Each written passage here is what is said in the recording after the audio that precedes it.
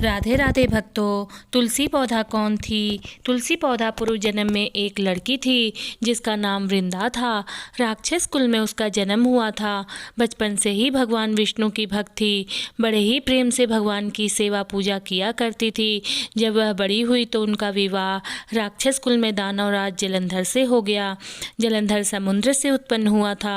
वृंदा बड़ी ही पतिव्रता स्त्री थी, सदा अपने पति की सेवा किया करती थी। एक बार देवताओं और दानवों में युद्ध हुआ। जब जलंधर युद्ध पर जाने लगे तो वृंदा ने कहा, स्वामी आप युद्ध पे जा रहे हैं, आप जब तक युद्ध में रहेंगे मैं पूजा में बैठकर आपकी जीत के लिए अनुष्ठान करूंगी, और जब तक आप वापस नहीं आ जाते मैं अपना संकल्प नहीं छोड़ूंगी। जलंधर तो युद्ध में चले गए और वृंदा व्रत का संकल्प लेकर पूजा में बैठ गई। उनके व्रत के प्रभाव से देवता भी जलंधर को ना जीत सके। सारे देवता जब हारने लगे तो विष्णु जी के पास गए और सबने भगवान से प्रार्थना की तो भगवान कहने लगे कि वृंदा मेरी परम भक्त है, मैं उसके साथ छल नहीं कर सकता। फिर देवता बोले, भगवान दूसरा कोई उपाय भी तो नहीं है, अब आप ही हमारी मदद कर सकते हैं।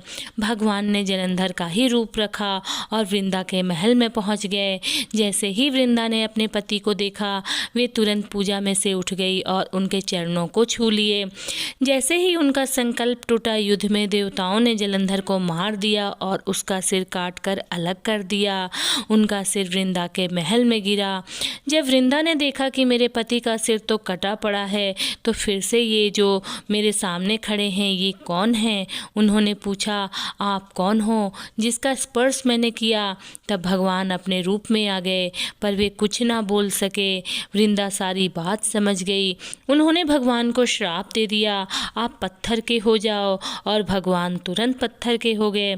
सभी देवता हाहाकार करने लगे। लक्ष्मी जी रोने लगी और वृंदा से प्रार्थना करने लगी।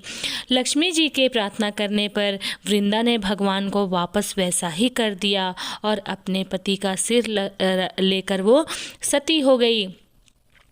उनकी राख से एक पौधा निकला। तब भगवान विष्णु जी ने कहा, आज से इनका नाम तुलसी है और मेरा एक रूप इस पत्थर के रूप में रहेगा जिसे शालिग्राम के नाम से तुलसी जी के साथ ही पूजा जाएगा, और मैं बिना तुलसी जी के भोग स्वीकार नहीं करूँगा।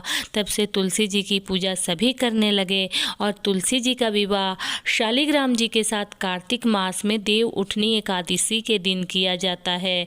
इसे ही तुलसी विवाह के रूप में मनाया जाता है। इस कथा को आप तुलसी विवाह देव उठनी एकादशी के दिन जरूर सुने।